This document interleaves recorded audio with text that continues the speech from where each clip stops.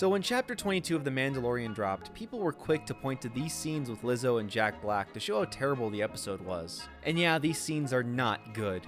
They've got flat shots, awkward acting, and they're just overall weird. But that's not why this episode is bad. Of the dozens of people I watched talk about this episode, none of them pointed out what truly breaks it.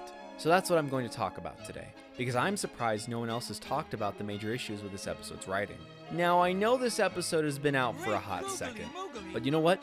It's my channel.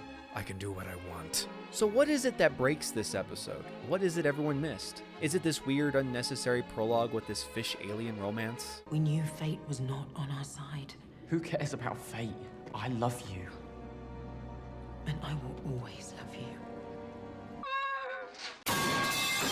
Is it the fact we don't get anything related to the main plot until the end of the episode? No, it is not. Now, all of those things are issues with the episode that, when added together, make it about as appealing to look at as a snowman made of stiff, muddy slush.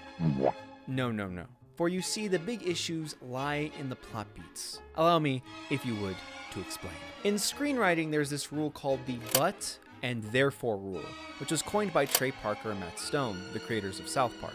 The idea behind the rule is that when you take the beats of your story's outline and the words and then belong between them, you're, according to Parker and Stone.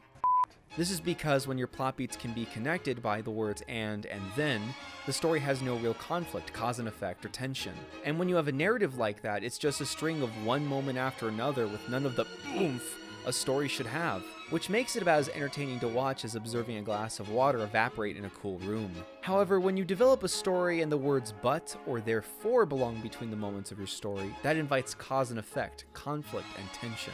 Obviously, having plot beats with but or therefore doesn't just give a story cause and effect, conflict, and tension.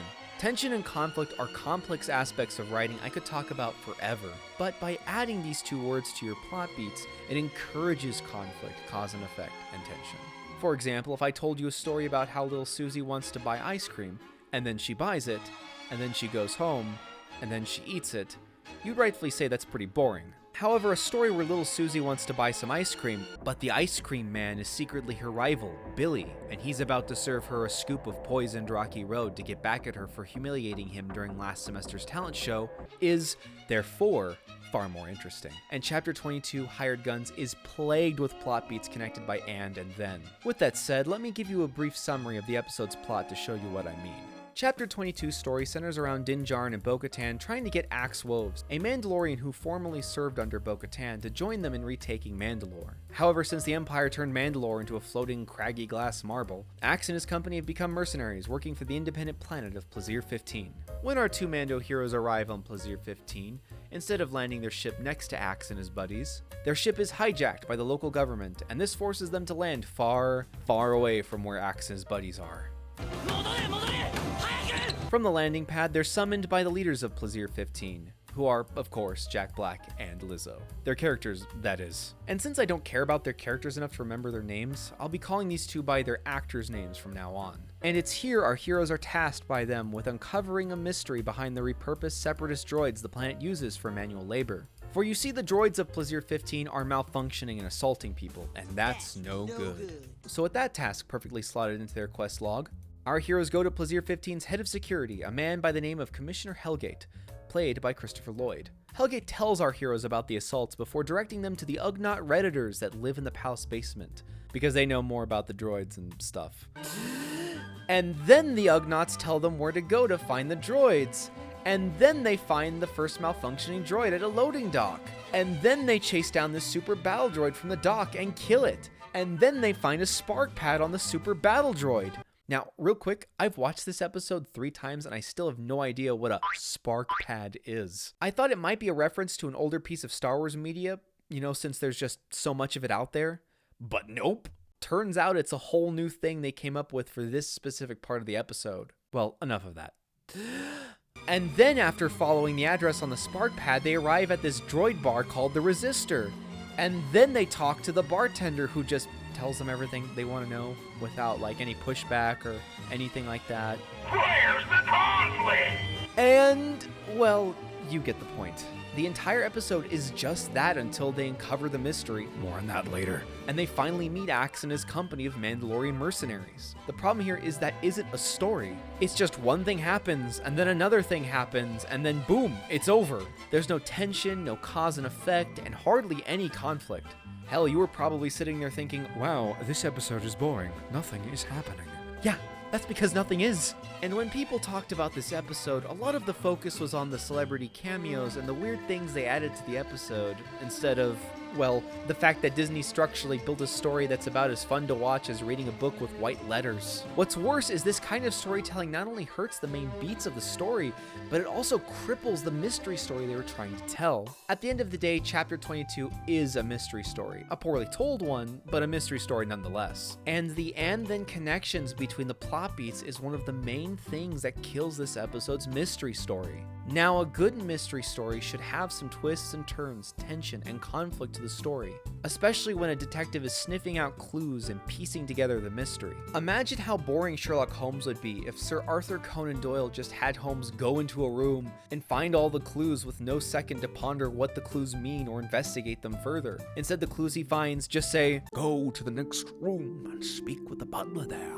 He'll tell you everything you need to know." Like it's some railroaded MMO questline or something. Because I don't know about you, but that would sound pretty boring to me. And rather than have the characteristic twists, turns, and conflict of a typical mystery story, everything is just given to Bo-Katan and Din Djarin. Because with and then between the plot beats, it's hard to make a story where things aren't just given to them. For example, during the Resistor scene, Bo-Katan and Din Djarin arrive at the bar to interrogate the bartender and hopefully discover if he knows anything about the malfunctioning droids. So after entering the bar, this Daft Punk bartender has a little back and forth with our heroes.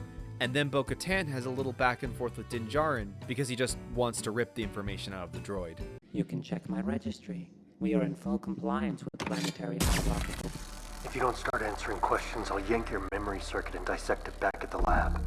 And then the bartender tells them he'll comply because he wants to maintain good relations between the people of Plaisir 15 and the droids. And then they go to the back of the bar.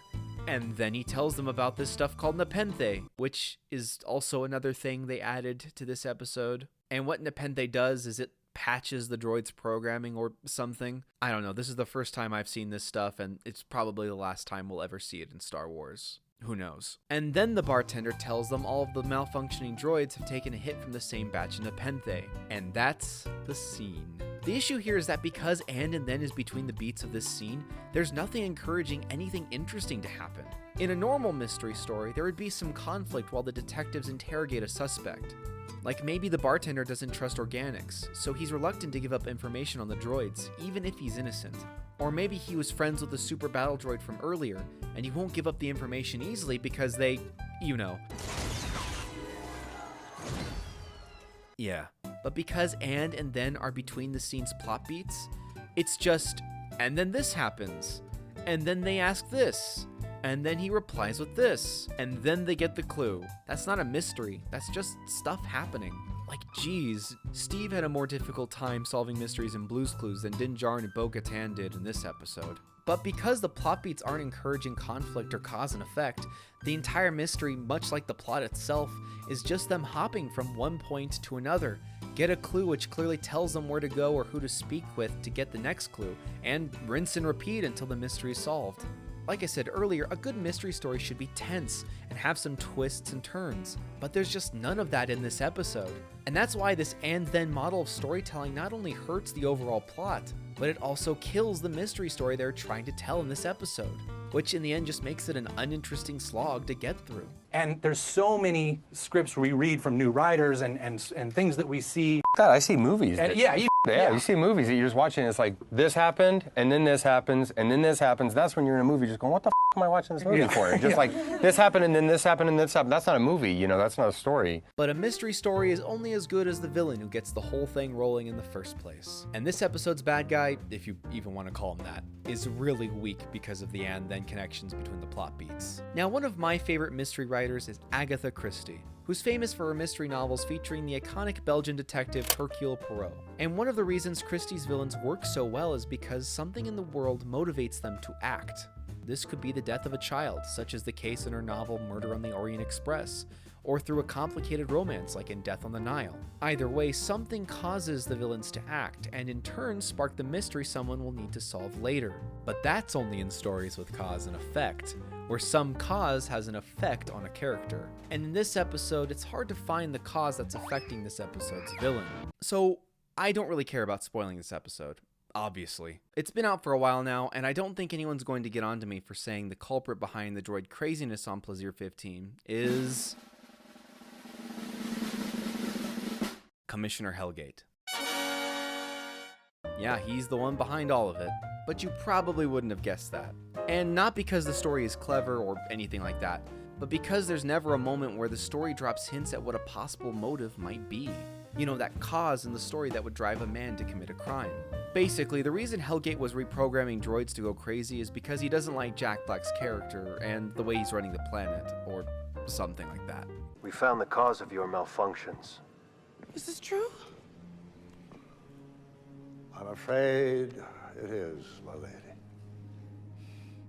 Despicable. If that isn't the Quacta calling the Stiflings slimy. I beg your pardon. This planet is unrecognizable since he arrived. So, was he making the droids go crazy so people wouldn't trust them? Is that how he planned to get back at Jack Black's character? Why didn't he just hit this button and make the droids wreak havoc on the planet and then frame Jack Black's character? You know what? I'm not going to give myself a headache. I'm not even going to think about it. We're just going to move right along. Despite what this scene would have you believe, there's never a point in the story where we're shown he dislikes the way the planet is being run, and none of the clues our heroes find hint at a greater motive. And again, that's because there's no cause and effect. And there's hardly any cause and effect in the story because it's just, and then our heroes go here, and then our heroes go there, and then they find something that tells them who did the crime, and then, like a couple of meddling kids, they've solved this mystery. The point is, if there was something inciting Hellgate to do evil bad guy stuff at some point in the episode, then maybe the audience could put together Hellgate's motivation. But since the episode lacks that essential cause and effect of other mystery stories, his motivation comes off as weak at best. With that said, let's look at Murder on the Orient Express as an example of how a story with cause and effect establishes its villain. In Murder on the Orient Express, the murderer is actually everyone on the Orient Express, and the victim is the gangster Cassetti who killed a little girl named Daisy Armstrong, a girl all of the passengers have a connection to. Daisy Armstrong's murder is the cause, and the effect is the passengers taking revenge on Cassetti. To lay this out in the but or therefore model, Cassetti kills Daisy Armstrong, but because so many loved her and were heartbroken over her murder, they therefore took revenge on Cassetti. Here you can see the cause, which is Daisy Armstrong's murder, and the effect, which is the passenger's revenge. But because chapter 22 is filled with plot beats connected by and then, there really isn't that cause and effect needed to properly motivate the villain. I mean, there's more to a villain than just giving them a motive, and cause and effect are complex subjects I could also talk about forever. But the basic idea is that without plot beats encouraging cause and effect, the culprit and their motivation for committing a crime in a mystery story is going to come off as weak, which it did in this episode. It doesn't help either that Hellgate literally got them started on the investigation in the first place, and he just does nothing about it. I mean, you'd think he'd try to do something to prevent them from discovering he was behind the malfunctioning droids, right? Because I don't know. Maybe a pair of people he talked to earlier might go out to start investigating the malfunctioning droids, and maybe, I don't know, they'd figure out who's reprogramming them. And again, I don't know, maybe he'd like to do something to stop them? You know, throw them off his scent? Maybe? No? Okay. Oh, okay. But can this story and mystery be fixed? Could changing the beats of the story fix it? I don't know, maybe you'll find out now, because that's what I'm going to talk about. Now, I'm a fan of when critics try to rework poorly made media, because it shows they have an understanding of storytelling beyond just critiquing a work. So I'm going to do a little of that now. With that said, how do we fix this? Earlier we talked about how but or therefore being between the beats of the story helps improve the work. So what would the story be like if we replaced the and then connections between the beats with plot beats connected by but or therefore? Okay, so first things first, I'm not going to rewrite the entire episode. I tried that and it ended up adding 4 extra pages to this video. A video that is already way longer than I initially thought, and rewriting the episode could have probably been an entire project on its own. So yeah, not doing that. However, I will rewrite a significant moment in the episode to give you an idea of what an episode written with but or therefore between the plot beats would look like and how that improves the story. Okay? Okay. So for this example, let's rewrite the bar scene from earlier where they learn about the Nepenthe. Well, in this new version of the scene, Bo-Katan and Din Djarin enter the Resistor to speak with a droid bartender. But the bartender secretly works for Commissioner Hellgate.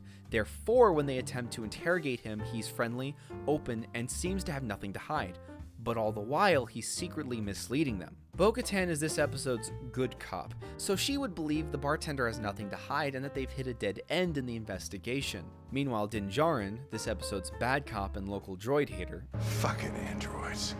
well, he doesn't believe the droid at all. Regardless, the bartender gives them some false information to get them off his back, which leads them astray and thus prevents them from uncovering the truth. But because Din Djarin doesn't believe the droid, he manages to convince Bo-Katan to snoop out the bar later, and after spying on it for what seems like hours, they would eventually catch the bartender dealing with a mysterious group of droids they've never seen before. Droids who work for Hellgate. But they don't know that yet. Therefore, they now have another clue to follow. Knowing the droid bartender was lying to them, our heroes would stalk these new mysterious droids to a storage house where barrels of Nepenthe are being infected with program-altering nanobots. But they're noticed, and this could lead to an interesting action scene where Din Djarin and Bo-Katan develop their characters. Like maybe Bo-Katan overcomes her insecurity as a leader and leads the two of them to victory over the droids, and as a result, restores some confidence in herself. This internal conflict with Bo-Katan was hinted at in the episode, but as you probably guessed, the payoff was about as flat as the faces of those aliens the Mexican government showed off. But in this rewritten version of the episode, this would be a good moment to develop that arc so that when they meet Axe's company and her leadership is challenged by him, there's a better payoff in the end. Well, after this battle, they investigate the mysterious substance the droids were putting into the Nepenthe. Therefore, they uncover another clue about the malfunctioning droids and are one step closer to solving the mystery. I admit this is not a perfect example, but you see how much more interesting the story is? In this version, there's more conflict of ideals between the characters, a greater sense of mystery, and hell, I even managed to slip in a little character development into an action scene. And outside of a little thinking, all I really did was replace and then with but or therefore. But when I replaced and then with but, I needed to think of something that could go wrong or right that would add conflict and tension, and therefore I needed to have a result play out. That's really it. Of course, there's a lot more we could do to make this episode better, but by just replacing these two words between the plot beats, we've dramatically improved the quality of the story. So while I think Jack Black and Lizzo's cameos are weird and the episode is littered with strange stuff in it, that's not what makes this episode bad. It's the weak and then connections between the plot beats, the lack of meaningful plot and character development, and the weak mystery that's hindered by and then that makes it a bad episode. And this isn't an issue exclusive to just this episode. All of Season 3 of The Mandalorian is plagued with this kind of writing. But this video isn't about the other episodes in Season 3. This was about the worst stuff in Episode 22 and how it wasn't these scenes. So, this is like the 10th draft of this script. And the process of me redrafting the script and then setting it on fire to start a new script is one of the many reasons I haven't uploaded anything in a hot second. With that being said, I invite you to press that little thumbs up button. And if you're feeling especially adventurous, why not tap on this other button too? Well, that's all I have to say about The Mandalorian. For now. Anyway, yeah.